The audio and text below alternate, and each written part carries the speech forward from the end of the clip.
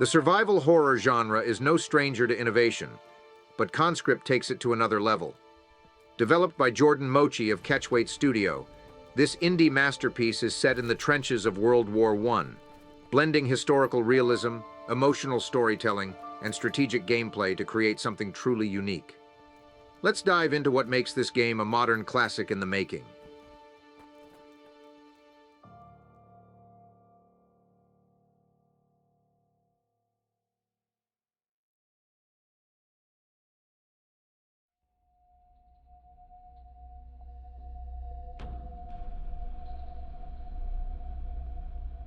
Conscript sets its stage during the grueling backdrop of World War I, a time of unimaginable hardship and despair. You play as André, a French soldier desperately searching for his missing brother amidst the horrors of the Great War. The story unfolds in a grim and harrowing manner, delivering a deeply personal tale of survival, family, and sacrifice.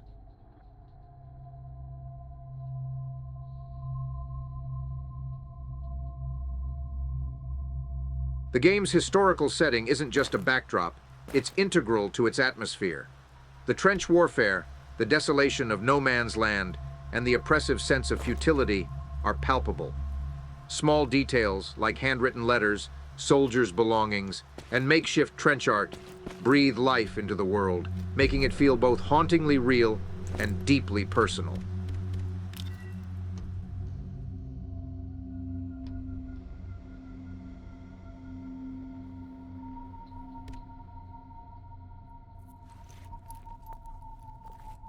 What stands out is how Conscript intertwines personal tragedy with the broader horrors of war. The pacing of the narrative, combined with environmental storytelling, ensures players are emotionally invested without feeling overwhelmed by exposition.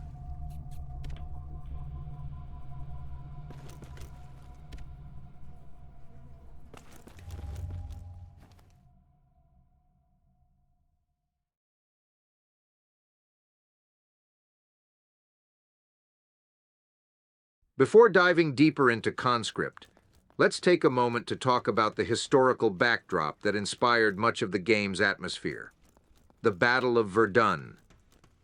This event isn't just one of the most significant battles of World War I, it's also one of the most devastating examples of human endurance and suffering. Let's delve into what made Verdun such a pivotal moment in history and explore how Conscript captures its essence.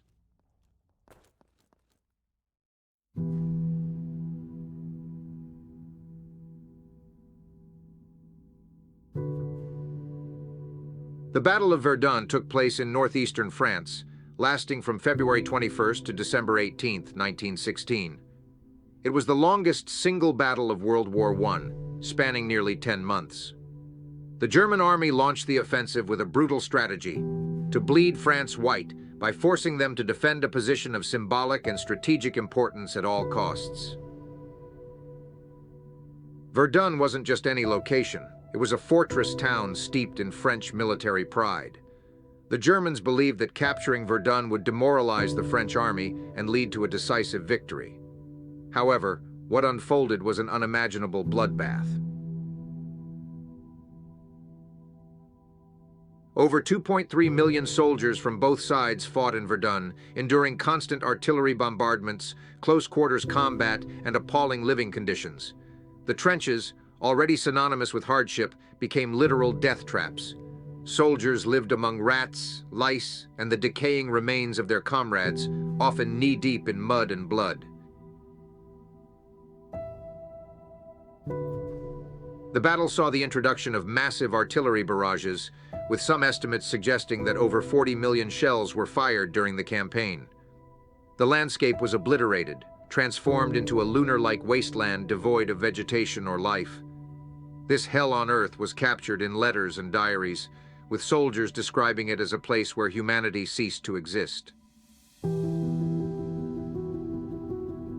Despite the odds, the French army held the line at Verdun. General Philippe Pétain became a national hero for his strategy of rotating troops to prevent exhaustion, a system later known as the Noria system. French forces adopted the rallying cry, "Ils ne passeront pas," or "They shall not pass." This phrase became a symbol of resilience, encapsulating the determination of the French people to defend their homeland. By the end of the battle, the French had regained most of the territory lost during the German offensive, but at a staggering cost. Both sides suffered nearly 700,000 casualties, with approximately 300,000 killed. Verdun became a somber symbol of the futility of war, representing the immense human cost of World War I. Even today, the scars of Verdun remain. The area is dotted with memorials, ossuaries, and cemeteries, serving as a grim reminder of the sacrifices made there. The phrase Verdun, c'est le soldat, Verdun is the soldier, captures the universal suffering of those who fought there. This historical context is woven deeply into the fabric of Conscript. The game doesn't shy away from depicting the brutal reality of trench warfare. From the claustrophobic design of the trenches to the desolation of no man's land, the game immerses players in the psychological and physical toll of the war. Small details like the scattered remnants of soldiers' lives, helmets, photos, and personal letters echo the real artifacts found at Verdun. These touches humanize the setting, reminding players that every trench had a story, every battlefield a name. The game also captures the constant presence of artillery fire, not just as an auditory backdrop, but as a psychological weight. The omnipresent threat of bombardment mirrors the relentless shelling that defined the actual battle. Similarly, André's journey through the trenches reflects the isolation and desperation experienced by soldiers who lived with the fear that each moment could be their last.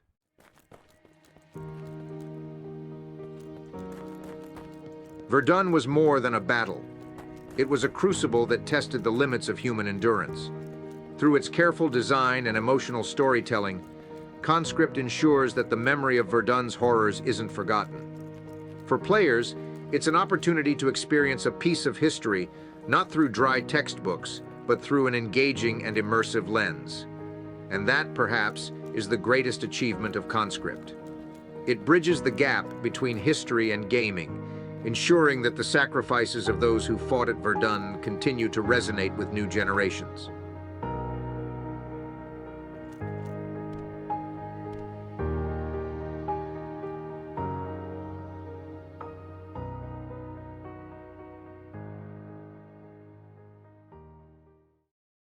At its core, Conscript is a love letter to classic survival horror games like Resident Evil and Silent Hill.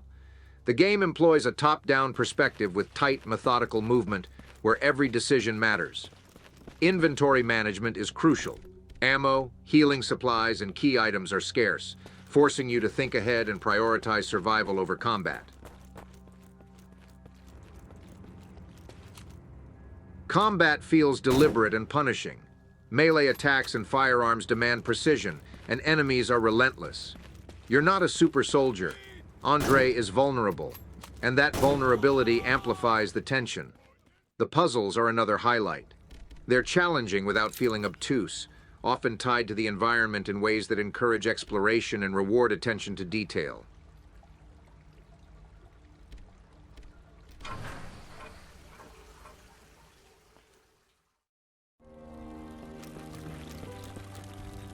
The save system, centered around an old journal, adds an extra layer of risk and reward. Saving isn't always convenient, and the constant question of, should I save now or wait until later, keeps you on edge.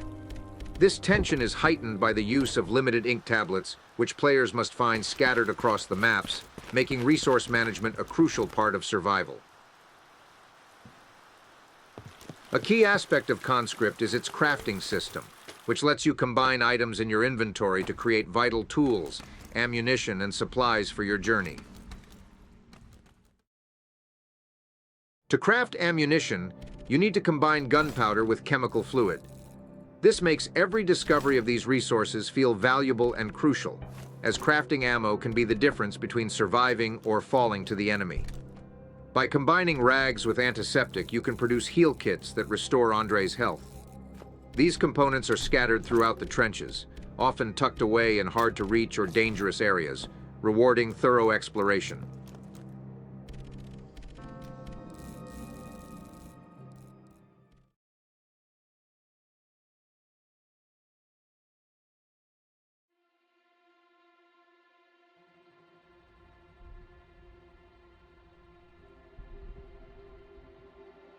Conscript also introduces an unsettling environmental hazard: rats.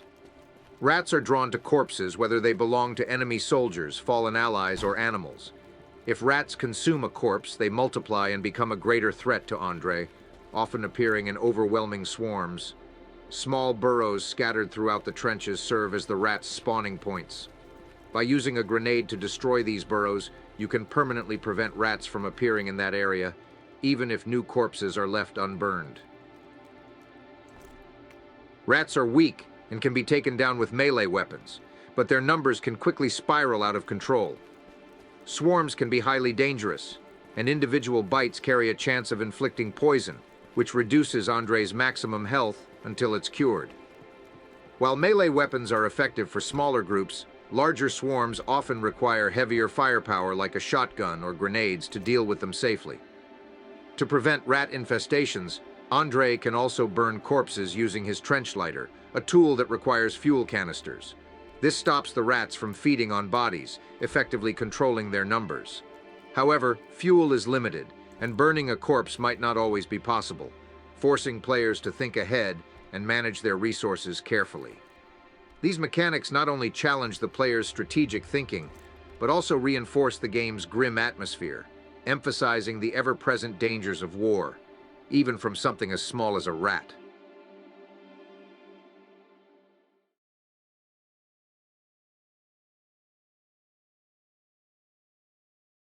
Few games capture the psychological weight of sound as effectively as Conscript. The sound design is hauntingly immersive. Every creak of wood, distant artillery strike, and muffled cry feels like a harbinger of danger. The subtlety of its audio cues builds an unsettling atmosphere, ensuring you're always listening for threats. The music is sparse, used only in moments that demand emotional weight. Instead, the game relies on ambient soundscapes that reflect Andre's isolation. The echoes in trenches, the rustle of rats, and the distant sounds of gunfire ground you in the game's terrifying world. This minimalistic approach heightens tension and reminds you that silence can be as menacing as noise.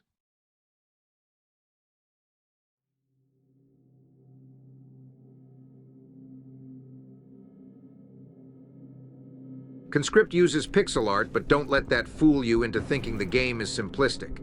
The level of detail in its environments is astonishing. The trenches feel claustrophobic, the no man's land desolate, and every texture is imbued with decay and despair. The lighting, despite the limitations of pixel art, is masterfully executed, casting eerie shadows and emphasizing the oppressive darkness of war.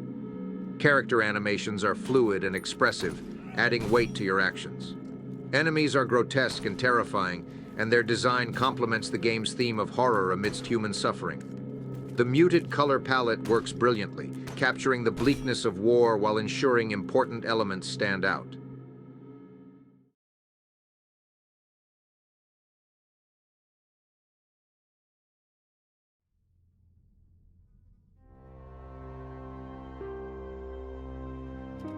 Conscript is not a long game, but it doesn't need to be.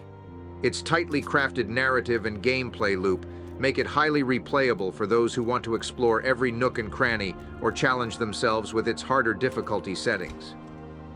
The game respects the player's intelligence, offering clues and lore in subtle ways without overwhelming you with tutorials or hand-holding. For fans of survival horror, the balance of challenge and narrative depth will keep you hooked until the very end. While the game is an indie production, it never feels amateurish. Every aspect, from the art direction to the sound design and mechanics, speaks to the developer's passion and attention to detail.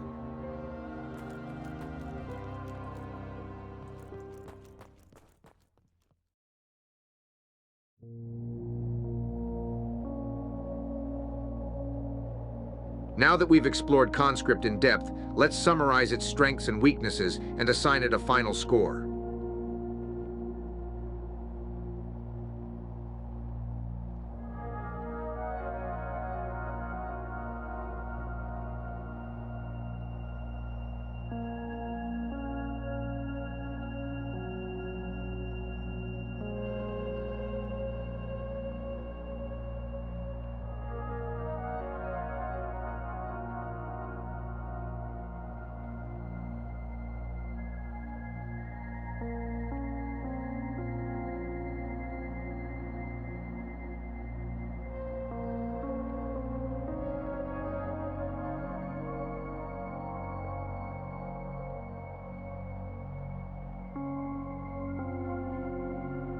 So, is Conscript worth your time? Absolutely. This is a game that understands the essence of survival horror and delivers it with a unique twist. The combination of historical authenticity, tight gameplay mechanics, and haunting atmosphere creates a one-of-a-kind experience. It's a chilling reminder of the horrors of war and the resilience of the human spirit, wrapped in a package that both honors and reinvents the survival horror genre. Whether you're a fan of classics like Resident Evil or simply looking for an immersive, emotionally charged experience, Conscript is a must-play. Despite minor drawbacks like its short length and steep difficulty curve, its strengths far outweigh its weaknesses. For its atmosphere, gameplay, and ability to honor history through its design, Conscript earns a solid 9 out of 10.